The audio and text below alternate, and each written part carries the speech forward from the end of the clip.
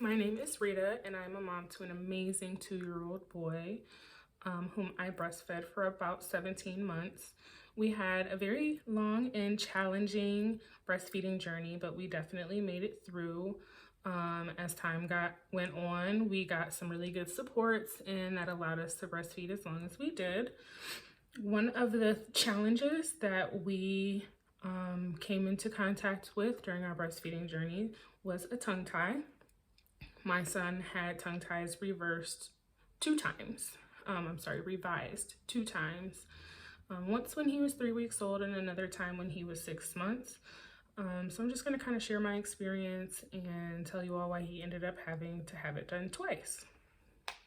So the first time that he had it done, he was 3 weeks old, and breastfeeding was painful.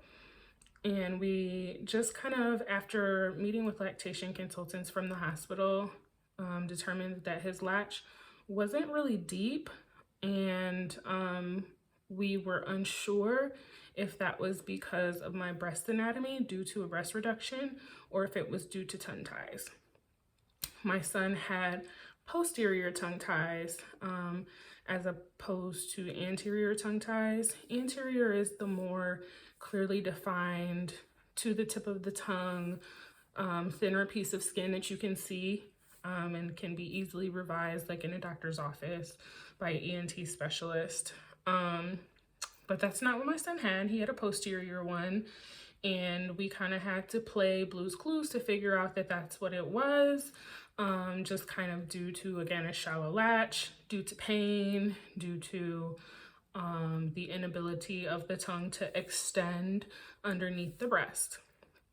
So I ended up taking him to an ENT specialist, and his first tongue tie revision was done under anesthesia. Immediately after he had the revision, I did notice a better latch. And over time, as it healed, I just noticed that the milk removal was not as efficient as it should be. And we were just still having challenges breastfeeding.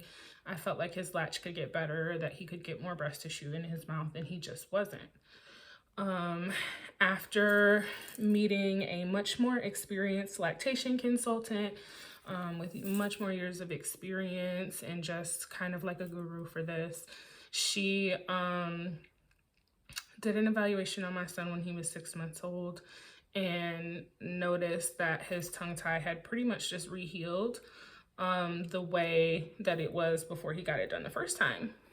And that was because I was not properly educated on what was really necessary to make sure that that tongue tie did not reattach. There are some stretching exercises that are vital to the success of a tongue tie revision that I was not aware of and I didn't do. So he ended up having a second tongue tie revision in the office by another ENT who is breastfeeding friendly, which I also think was really important because he had had conversations with other professionals in the breastfeeding community, so that he was really well versed on what the goals were to be accomplished by having a tongue tie revision. And then working with my lactation consultant, I was able to get the materials to educate myself on tongue stretching, and had a more successful tongue tie revision the second time. After that, breastfeeding was much more comfortable for us, and we just did the best we could until he naturally self-weaned at 17 months. That's my story, and thank you for listening.